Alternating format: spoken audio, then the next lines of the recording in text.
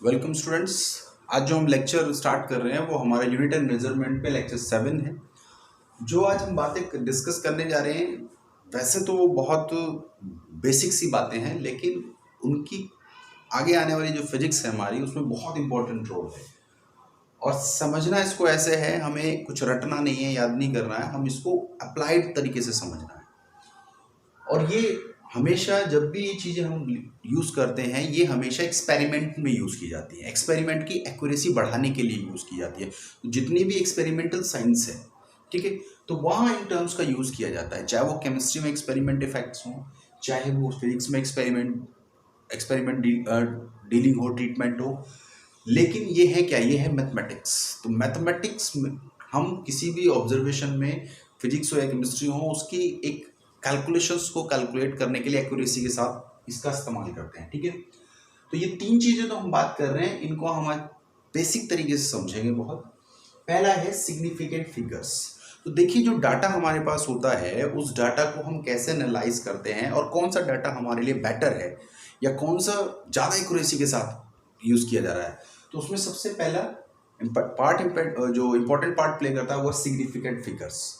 तो जिस डिजिट के अंदर जितने ज़्यादा नंबर्स, सिग्निफिकेंट नंबर्स होंगे, उसकी एक्यूरेसी उतनी अच्छी होगी। जैसे फॉर एग्जांपल हमने लिखा 1 2 3। अब अगर हम कोई और डिजिट इसके साथ अटैच कर दें, जैसे 1 2 3 में अगर ये वैल्यू और थोड़ा सा आगे तक चली जाती 1 2 3.3, तो हम उस डिजिट को और एक्यूरेट मेजर कर रहे हैं, और हम इसमें चले जाते हैं 3, तो और उसकी सिग्निफिकेंट नंबर्स बढ़ गए। तो यानी कि जो सिग्निफिकेंट नंबर का बढ़ना, इसका मतलब एक्यूरेसी का बढ़ना। क्लियर? चलिए, है क्या सिग्निफिकेंट नंबर? तो जितने भी आप डिजिट पढ़ते हो, ठीक है, 1 2 3 4 5 6 7 8 अप टू 9, ये सब सिग्निफिकेंट फिगर है। जो वेल नोन वैल्यूज हैं, जो मैथमेटिक्स के अंदर, जिसको हम एक तरीके से रियल नंबर बोलते हैं, सॉरी नेचुरल नंबर बोलते हैं, उन नेचुरल नंबर में जो डिजिट है, that is 1 2 3 4 5 6 7 8 9, all are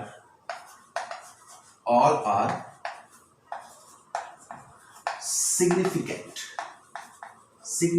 digit. ठीक, जीरो यहां पर कंट्रोवर्शियल है। जीरो जो है वो कहां, कब सिग्निफिकेंट होगी और कब नहीं होगी, उसी पे हम डिस्कस करेंगे। क्लियर?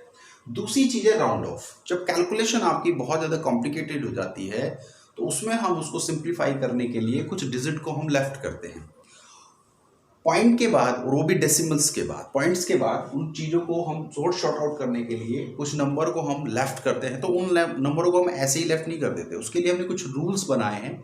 कब हम कौन सा नंबर लेफ्ट करेंगे तो नेक्स्ट वाले नंबर पर क्या इंपैक्ट होगा, दैट इज राउंड ऑफ।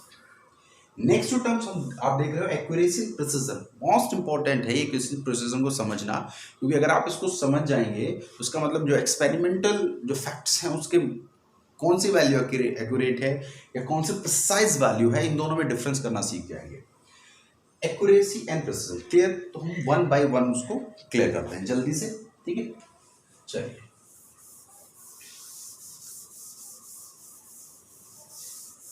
तो सबसे पहले हम बात करें सिग्निफिकेंट फिगर्स। तो देखिए, इसमें रटना नहीं है ना, मैं कुछ बहुत ज़्यादा लिखवाऊंगा, बहुत जल्दी से समझेंगे। देखिए, जितने भी नंबर्स हैं 1 to 9 सब सिग्निफिकेंट है, तो उसमें कोई इशू नहीं है कि अगर कोई डिजिट लिखी जा रही है, फॉर एग्जांपल 123, तो कितने सिग्निफिकेंट है? तो यहां पर 3 सिग्निफिकेंट नंबर या डिजिट, ठीक है। बात करते हैं जीरो पर, क्योंकि इसमें कोई दिक्कत नहीं है। Zero, when zero is significant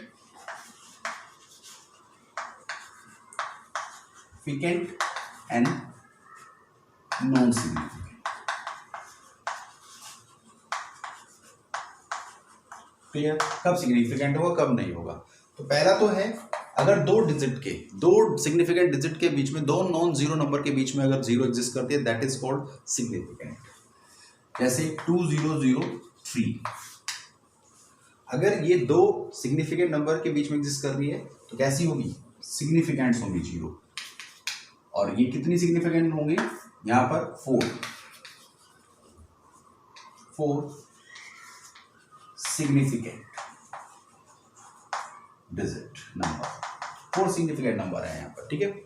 चलिए नेक्स्ट में अगर हम बात करें कि अगर ये 0 किसी भी सिग्निफिकेंट के स्टार्टिंग में हो और उससे पहले कोई सिग्निफिकेंट नंबर ना हो, तो स्टार्टिंग में अगर ये 0 आपने ऐड लिख दी है तो इस केस में क्या है, जो प्रीवियस जो स्टार्टिंग जीरोज हैं, starting zero in in any digit, starting zero in any digit before any significant number, क्या होगा, ये नॉन सिग्निफिकेंट होगी। तो यहाँ 0 क्या होगी, 0 इज सिग्निफिकेंट,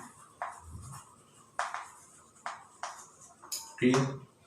तो 0 0 2 3 यहां पर क्या होगा, यहां पर 0 क्या होगा, टोटल पहले हम देखें कितनी ही डिजिट है, तो 2 सिग्निफिकेंट है, 2 सिग्निफिकेंट डिजिट, 2 सिग्निफिकेंट डिजिट है। 0 क्या है यहां पर, 0 is non significant, non significant, clear हो गई बात। चलिए नेक्स्ट स्टेप, अगर हम ये कहें कि अगर 2 3 0 0 हमने ऐसे लिख दिया, मतलब अगर ये सिग्निफिकेंट नंबर के बाद में है और उसके बाद कोई सिग्निफिकेंट नंबर नहीं है, तो यानी कि ये लीडिंग सिग्निफिकेंट लीडिंग जीरोज है, तो लीड कर रही जीरो है, सिग्निफिकेंट नंबर को लीड करती हुई जीरोज है। तो इनमें 2 स्टेप्स होंगे। अगर ये किसी चीज को मेजर कर रही है, अगर यहां पर मेजरिंग स्केल है फॉर मेजरिंग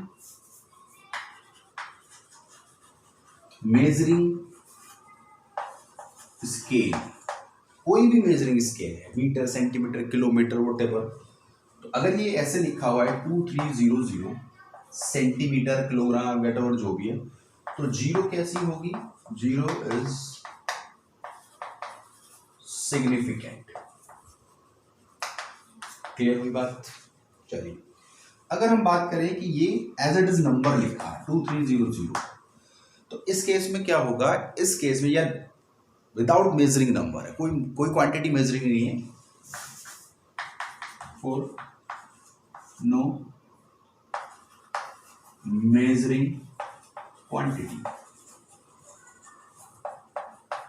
उस केस में 0 इज नॉन सिग्निफिकेंट, कोई सिग्निफिकेंट नहीं, क्योंकि हम कोई चीज इवेल्युएट ही नहीं कर रहे, कैलकुलेट ही नहीं कर रहे, तो जब इवेल्युएट कैलकुलेट नहीं कर रहे तो वहां पर डिजिट को कंसीडर करने का कोई लॉजिक नहीं है, ठीक है। नेक्स्ट, अगर हम डेसिमल्स में बात करें, डेसिमल्स के लिए क्या होगा, अगर आपने 23.03 कोई नंबर लिखा, तो यानी कि 0 अगर डेसिमल से पहले सिग्निफिकेंट और बाद में सिग्निफिकेंट नंबर के नॉन जीरो के बीच में है, डेसिमल्स कहीं भी लग रहा है, अगर डेसिमल्स वाली 0, डेसिमल्स के बाद वाली 0, पॉइंट के बाद वाली 0 दो सिग्निफिकेंट के बीच में एग्जिस्ट करती है, 0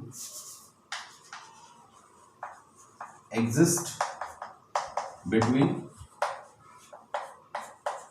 2 नॉन जीरो डिजिट,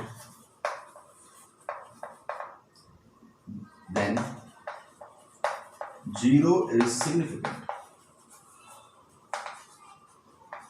क्लियर हो गई बात।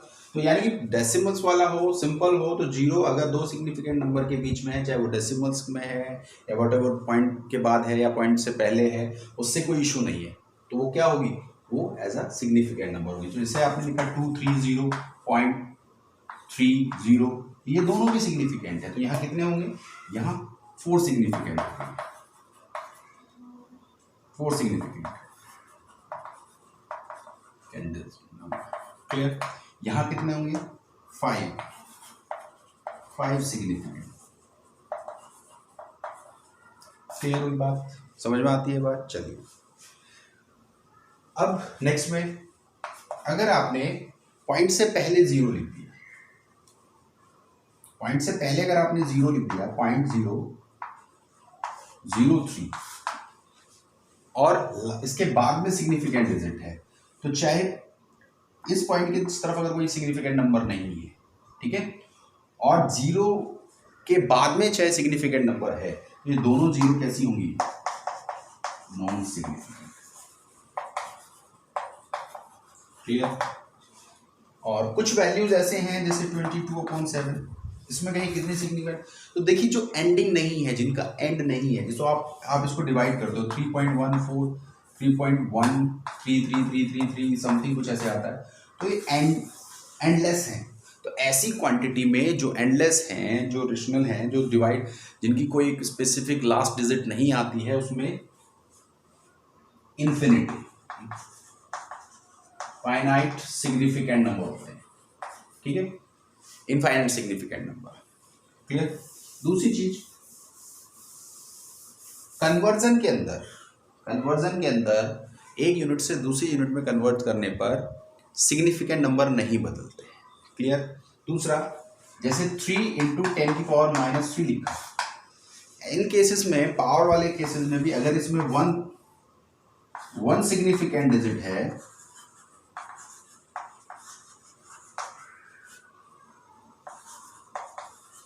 तो पावर की रेस्पेक्टिवली उसमें कोई सिग्निफिकेंट नंबर नहीं बदलेगा, 3 ही रहेगा। पावर ऐड होने से कोई सिग्निफिकेंट पे फर्क नहीं पड़ता। अगर मैं लिख दूं 500 × 10⁻15, अगर, क्योंकि ये वैल्यू किसी की मेजरिंग वैल्यू है, ठीक है, क्वांटिटी है, मीटर है, सेंटीमीटर है, तो उसमें 3 हो गए सिग्निफिकेंट, -15 का इस पर कोई इम्पैक्ट नहीं है। क्लियर? -10 15 हो जाए, -10 हो जाए, तो ये सिग्निफिकेंट कोई इफेक्ट नहीं करता। क्लियर?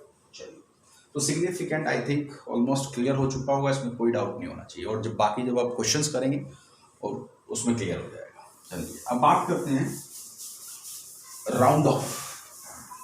तो बहुत बेसिक सा है, ठीक है, इसमें कुछ ज़्यादा कॉम्प्लिकेशन नहीं है। राउंड ऑफ करना है किसी भी नंबर को, तो आप जानते हैं राउंड ऑफ पॉइंट के बाद ही करते हैं आप, जैसे 2.303567। अब मुझे इसको 2 डिजिट तक राउंड ऑफ करना, तो उसका क्या रूल है? जिस नंबर तक आप राउंड ऑफ कर रहे हो, ठीक है, अगर जो राउंड ऑफ जो नंबर है, तो drop number is less 5, less than 5। अगर ड्रॉप नंबर लेस देन है 5 से, ठीक है, तो वो नंबर में, उससे जिस नंबर को ड्रॉप करें उससे बिफोर नंबर, जो पहले वाला नंबर है, उसमें कोई चेंज नहीं होगा। There is no change before number,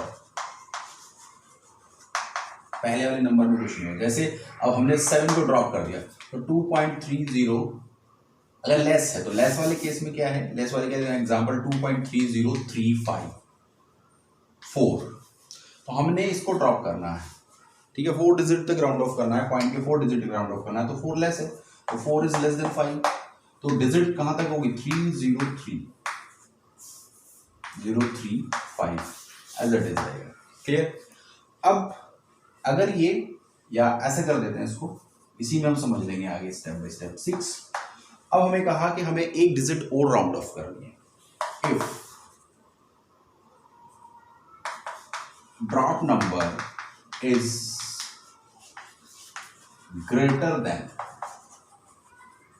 5, तो यानी कि 6 क्या है? ग्रेटर देन 5, तो उस केस में क्या होगा? Number will increase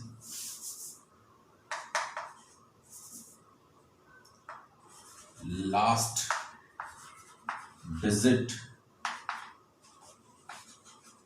will increase 1, last digit में 1 इंक्रीज हो जाएगा। जैसे इसमें कितना होगा? 2.303, 6 को हमने ड्रॉप किया, तो दैट इज 4, इसको हम ये रखिए 5, क्योंकि अगले स्टेप का भी यही वो बना देंगे आप 5। क्लियर? एक इंक्रीज हो जाएगा, तो 5 4 रखिए, ठीक है, सही। हाँ 480, ठीक। अब देखिए यहाँ जब ड्रॉप करेंगे तो 6 जैसे ड्रॉप करेंगे तो 4 क्या हो जाएगा, 5 हो जाएगा। अब ये 5 इक्वल आ गया। If drop number is equal to 5, अगर 5 के इक्वल है तब क्या होगा कि यहाँ 5 इक्वल टू 5 है। उस केस में दो वेरिएशन है। क्या वेरिएशन दो,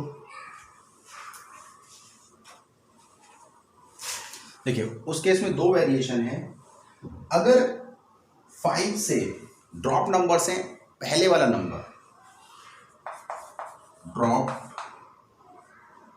number is equal to 5, then two case is possible, case is possible। क्या है वो दो केस, वो दो केस ही है जैसे इसमें लिखा हुआ है, इसके आगे डिस्कस करेंगे। 2 पॉइंट अगर before number, before drop number is odd, अगर ड्रॉप नंबर से पहले वाला ऑड है तो जैसे हमने लिखा 2.3045, ठीक है। 5 को हमने ड्रॉप करना है, ड्रॉप कर रहे हैं उसको, ठीक। और ये क्या है, दैट इज इवन। तो इवन वाले अभी मैंने ऑड वाला केस लिया है, तो 3, ठीक है। ये कैसा है, ऑड। तो क्या हो जाएगा, ये नंबर +1 हो जाएगा, एक इंक्रीज हो जाएगा, तो 2.304 ड्रॉप हो गया। लेकिन बिफोर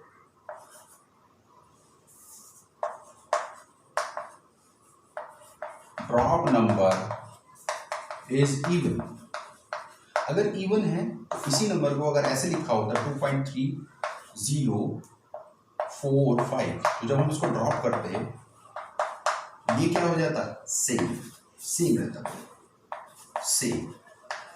तो वैल्यू होती है 2.304। क्लियर हो गई बात। तो ये कुछ बेसिक सी बातें हैं जो राउंड ऑफ करने में आपको यूज करनी, ठीक।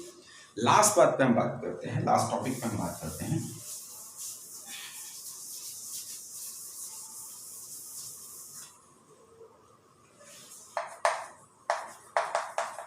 Accuracy and precision. देखिए बहुत सिंपल सी बात है, ठीक, बट तो बहुत ही फाइन डिफरेंसेस के बीच में। एक्यूरेसी होती है, it is the closest approach value, it is the closest approach value of true value, it is the closest approach value of true value। true value के बहुत closest वाली जो approaching value है, that is called, the closest approach value of true value is called accuracy। ये तरीके से ऐसे समझिए, एक आपने एक आइडल सेटल कर दिया, एक आपने एम सेट कर दिया कि हमें इस वैल्यू को अप्रोच करना है। तो हम क्या कर रहे हैं, हमारी ये टारगेटिंग वैल्यू है, हमारा टारगेट क्या है, हमारा अचीवमेंट क्या है। हमारा अचीवमेंट ये है, हम इसको एक तरीके से थ्योरेटिकली बात करते हैं। हम कहते हैं कि थ्योरेटिकली हमारी जो अप्रोचिंग वैल्यू है वो ये होनी चाहिए। मतलब एक्सपेरिमेंट में जो हमारा डाटा है, हमें जो मिलना चाहिए वो बिल्कुल इसके नियरेस्ट मिलना चाहिए, ठीक। तो जो जितना हम इसके नियरेस्ट चले जाएंगे, दैट इज कॉल्ड एक्यूरेसी, उतना ही हम ज़्यादा एक्यूरेट हैं। लेकिन प्रिसिजन में और एक्यूरेसी में क्या डिफरेंस है। प्रिसिजन किसी भी एक्सपेरिमेंट में यूज होने वाले एक्सपेरिमेंटल जो इंस्ट्रूमेंट है उसकी एक्यूरेसी पे डिपेंड करती है, ठीक है। यानी कि किसी भी इंस्ट्रूमेंट की एक्यूरेसी को हम प्रिसाइज वैल्यू कहते हैं। तो precision it is the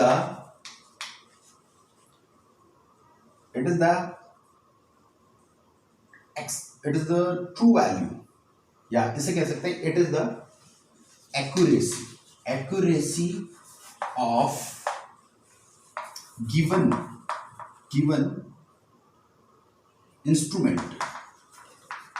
instrument for a given experiment for a achieve a true value. ठीक, it is the accuracy of given instrument for achieve a true value. तो ये वो वैल्यू है जो किसी भी एक्सपेरिमेंट में किस इंस्ट्रूमेंट के द्वारा अचीव की जाती है। एक्यूरेसी आप कितनी बार भी यूज करें, आप कितनी बार भी उसको निकालें, हमेशा वही वैल्यू आएगी। ठीक है, तो दैट इज कॉल्ड एक्यूरेसी। अगर हमारी प्रिसाइज वैल्यू बार बार कैलकुलेट इवेल्युएट करने के बाद एक ही वैल्यू एग्जिस्ट करती है और उसके सबसे क्लोजेस्ट होती है, तो वो प्रिसाइज वैल्यू क्या हो जाती है, एक्यूरेसी हो जाती है। ठीक, क्लियर हो गई बात।